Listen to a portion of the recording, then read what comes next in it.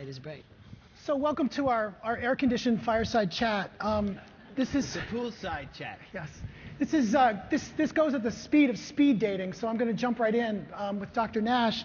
Dr. Nash, you're the dean of the Jefferson School of Population Health.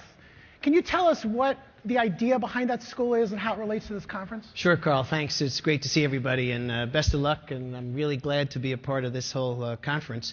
So we're the only school of population health in this hemisphere.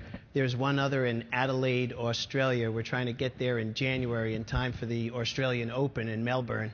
But population health, we believe, is the umbrella term we use, and under there we put public health, health policy, healthcare quality and safety, and health economics.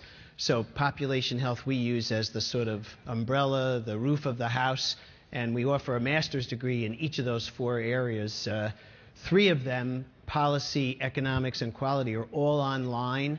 We're the only online master's degree in health economics and in healthcare quality any place in the country, at least at this moment.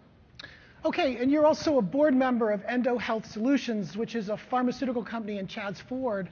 It's also making a lot of changes. They're making a lot of acquisitions. They're going into medical devices, generics, branded drugs. What have you learned from that experience that might shed light on innovation here? Well, I think it's certainly relevant to the Converge audience. It's been a privilege. I've just been on the board a year and a half. When I joined, it was Endo Pharmaceuticals, and just within the last 3 months, of course, we've changed the name to Endo Health Solutions. And that's very deliberate because it mirrors the strategy, and the strategy, no secrets out there, is both vertical and horizontal integration. Endo bought a device manufacturer, a urologic device manufacturer, a big one, public company in Minnetonka, Minnesota, called AMS. They bought a generic drug manufacturer called Qualitest, and then they bought basically an EMR company for urologists called Healthtronics. So with those three companies under the Endo umbrella, now the thinking is to deliver a fully coordinated set of both products and information to urologists and oncologists who work between the belly button and the knees. So integration, it seems like it comes back every few years, and companies integrate, then they unintegrate. Why does this integration, why do you think it's going to work? Well, it's 3 letters, ACA. That's why I think it's going to work. So the Affordable Care Act for-profit biologic sciences companies, in our view, means we got to figure out how to do both that vertical and horizontal integration. Got to deliver better information to the physicians, nurses, and pharmacists you're working with, because at the end of the day, where we see ACA going, if you don't have the right outcome, you're not going to get any income. So basically, 2,700 pages and 4 words, no outcome, no income. And I think that's Endo's strategy, really, in a pithy way. So one of the things I think that innovators face is we're coming to an era where the government is running huge deficits, and there's probably going to be less money for Medicare, less money in the healthcare system. I mean, what do you say to innovators who still want to sell into this market? Well, that's a great question. I think for today, that's really the centerpiece question. My view is there's so much waste that our goal ought to be to create a margin for all of the wonderful companies here today out of reducing the waste in the system. Waste including medical error, inappropriate admissions, inappropriate readmissions, inappropriate testing. If we could just reduce the waste, we're going to accomplish a lot. We'll save a lot of money, we'll save a lot of lives, and we're going to improve the outcome and the quality of the care we deliver. So some of the companies here today, like giving doctors better information about their own practice, well, that reduces waste. Giving us information to coordinate a discharge, that reduces waste, and on it goes. So my sense of it is let's create a margin out of reducing the waste. Everybody benefits. We'll save lives, save money, improve outcome, improve quality. That's a business plan right there. So you're saying the business plan really should include like just basically cutting costs and saving people money? Well, it's not just cutting costs. That freaks doctors out, because to them that's code word for don't let me do what I usually do. So I think if you say reducing waste, That is the way to go, and all the research evidence supports that. So it's not just cutting costs. If you reduce waste, you're going to improve value, and everybody, every taxpayer knows that improving value is where we got to go. At $8,000 per person, including children, in calendar year 2011 for health care, I mean, that's just not sustainable. We all know it. I think President Obama, Governor Romney, you know, they're not facing the core issue, which is it's not sustainable, there's no new money, who are we kidding? So let's reduce the waste, and let's make a margin and a profit reducing the waste. Okay, so you're also on the board of Humana, a big health insurer, and yesterday WellPoint, another health insurer, spent $5 billion or so to buy a Medicaid insurance company. Right, $7 billion, but who's counting? Okay, and so a few billion among friends. Right. So why is investing in Medicaid suddenly such a smart business strategy? We noticed that the stock of Humana went down yesterday, and the stock of WellPoint went up. Yeah, well, there goes my 3 college tuitions. No, but seriously, it's a real challenge. Humana's a real innovator. Of course, at one time it was a hospital company, completely changed itself into a insurance and managed care company.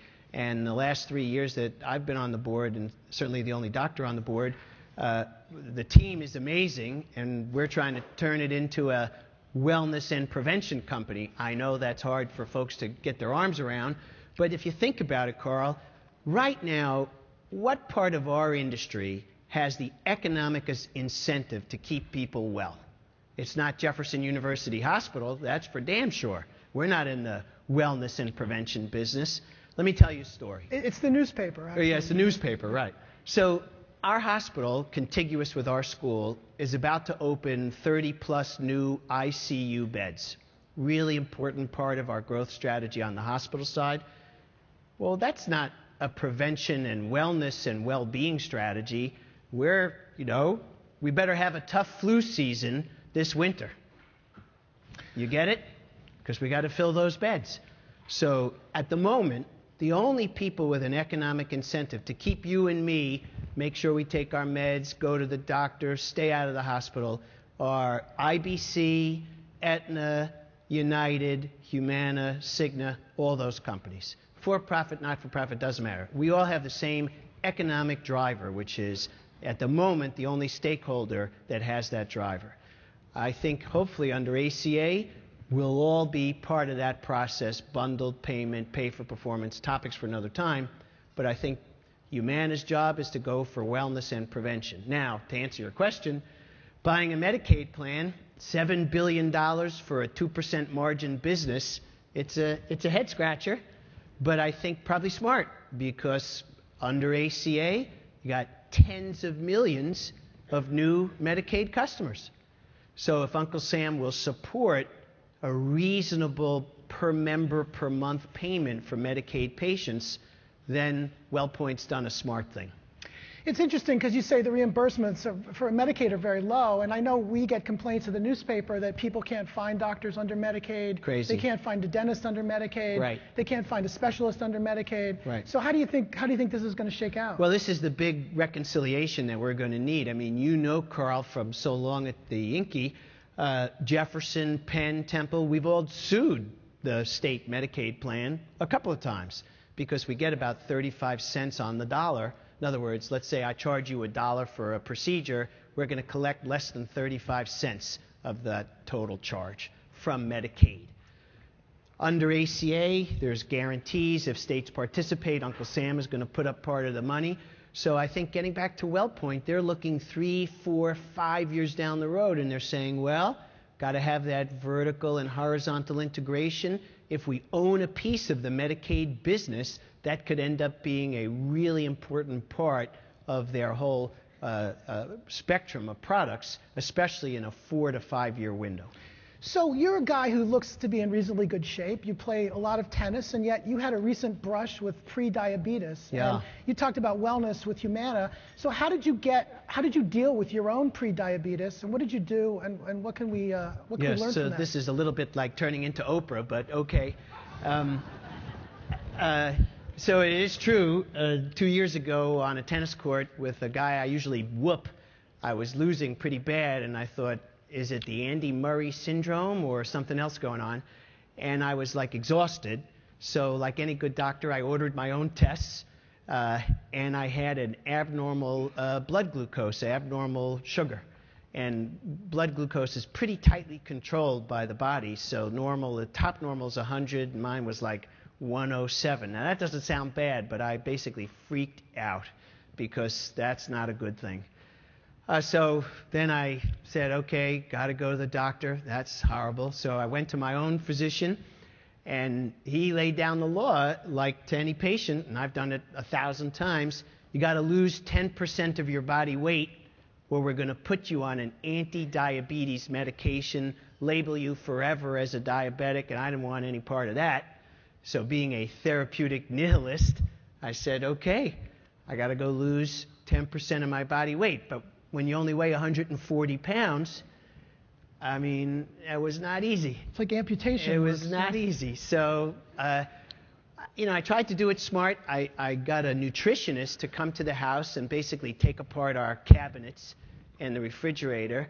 And it was pretty clear, like a lot of people, especially 2 years ago, I was substituting fat-free, not realizing it's not carb-free. And so when you do that, you just start craving more and more calories. Anyway, details not important. Basically, more protein, better breakfast, amp up the exercise. And by doing that, I got to where I am right now, no meds, normal blood sugar, and staying away from doctors at all costs. That's the most important thing. So you were a pretty lousy patient, huh? I'm a terrible patient, like most physicians. Okay. So speaking of in need of patients, what about, we have the Affordable Care Act. We have this decision by the Supreme Court. John Roberts essentially saved the Affordable Care Act as it now exists. So what do you see going forward as some of its main implications? Yeah, well, first, it's a great question, of course. Let me tell you a quick story. So some of your colleagues from NPR, the local WHYY, they called us the morning of the decision, that Thursday, and said, we'd like to be with a group of nerds who are all excited about the pending decision. We figured we'd call you. Well, thanks a lot. But they did send a reporter and a photographer. We all gathered in our conference room. It was super exciting. And, with our kind of faculty and staff at our population health school, we were cheering. So it was, I think, a great day for our country, great day for most citizens. It's going to cost a bundle. But moving forward, we've done a lot of good things. I got 3 children, all of whom are under 26, so that works for me. They're still on my plan. If you have any pre-existing condition, you're covered. We're putting it to Humana, IBC, Aetna, with a 15% medical loss ratio. That's going to keep them on the straight and narrow. And most importantly, pretty damn close to universal access. So net, I think it's a great thing for most people in our country. The big elephant in this room is, how are we going to pay for this? That part is a little murky, but I think prevention, wellness, bundled payment, pay for performance, greater value, cut waste, reduce error. If we could do all that, we'll probably be able to afford it. If we can't do all that, well, the game's over, and the trust fund, the Medicare trust fund, will be bankrupt in 2017. And let me tell you, that ain't far away. So you've mentioned some of the consumer features of the bill. I mean, for people interested in innovation, what opportunity lies within the vast confines of the Affordable Care Act? Yeah, well, that's a great question. And I haven't read all 2,700 pages, but I'll go back to what I said a couple of minutes ago. I think no outcome, no income. So for all the innovators out there, if you could help the provider community to achieve a greater outcome, a better value for the dollars spent by everybody, individual consumers, employers, and of course Uncle Sam. If we could achieve a greater outcome, a greater value, well, then I think we'll be able to keep the system moving in the right direction, and we'll deserve to get that payment. But privately, I think Medicare, the notion of a shared savings, like under an accountable care organization, I just don't see how that's going to work. Because today, Medicare's view of shared savings, let's say that's X. And next year it's going to be X minus Y. And the year after that it's going to be X minus Y minus Z. Meaning, every year Medicare is going to decide what the shared savings is going to be. I mean, that's a hell of a way to run a business. So for the innovators, you have to focus, in my opinion, on helping providers to do a better job. Let's achieve value. Help me to sanitize a hospital room so I reduce my C. difficile load. Help me to give doctors better information about their own practice. Help me to coordinate care in the community. Help me with compliance and adherence programs for all the great drugs in our armamentarium, which we know 50% of people walk out of my office unable to repeat the instructions I gave them 30 seconds ago. So you help me with communication, compliance, reducing error, sterilize my room, make me wash my hands. All of that is ripe for innovation. So here's a question, just going back to the Humana and the WellPoint situation. Some of the governors around the country are saying they're going to forgo the money for the Medicaid expansion, and they're going to, even though the federal government funds it at 100% for 3 years and 90% thereafter. Do you think that could actually throw a real wedge into WellPoint's business plan? Yeah, it sure could, especially in red states. So I think this is going to be a political issue, and WellPoint, Humana, everybody's going to have to be very careful and look at the politics at the gubernatorial level, because we all know, like in Pennsylvania, the #1 chunk of any state's budget is the Medicaid population. And if you get a governor like Scott in Florida, who, came from our industry, for better or for worse, he doesn't want to have anything to do with this. It's going to be a huge political problem moving forward.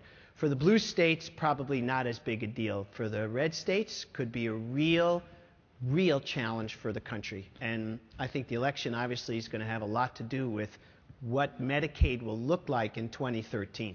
So you raised the prospect that a former hospital CEO may lead his state out of the Medicaid expansion and really stick it to the hospitals. It's real possible. That's what we call a story. That's a real story, absolutely. Okay, Absolutely. And you've also written about that we're in the age here that we're shifting from volume payments, from the emphasis on volume to the emphasis really on outcome and quality. Right. And I see a lot of experiments in the Affordable Care Act, but I don't see much evidence that it's going to become systemic and really become. Well, that's really, that's a great ending question. That's the $64,000 question. Can we take lessons from the Scott and White Clinic, the Ochsner Clinic, Geisinger, Kaiser, these very unique closed systems with really great information systems, good feedback? Can we take those lessons and bring them to a town like Philadelphia with 5 medical schools? Let's not forget, this town, healthcare is our biggest business. 1 out of 4 doctors comes to this city in some point in her training across the whole country. Between Jefferson and Drexel, you got the 2 largest medical schools in the United States walking distance from one another. We had better figure this out. And, on some days I worry that there's no new money. We're going to have to figure out a way to make this all work. And back to where we were before, got to reduce waste and achieve, instead of volume, more tests, more procedures. Let's shoot for value. Why are we doing this thing in the first place? What do we hope to get out of it? And what kind of improvement are we looking for? If everybody took 10 seconds on rounds this afternoon across all the great hospitals in this city and asked that question, I think they'd be surprised by some of the answers, Karl. So, like what you're saying is that the hospitals, much like you with pre-diabetes, have to go on a diet and really get more leaner and more, and they do better more get with that less. Nutrition consult right away and start cutting out those carbs. And if you're going to sell your idea to them, you're going to damn well have to make them get there. You bet. And it's not easy, let me tell you, because right now I'd love to have a huge piece of cake. All right. Thank you all. All right.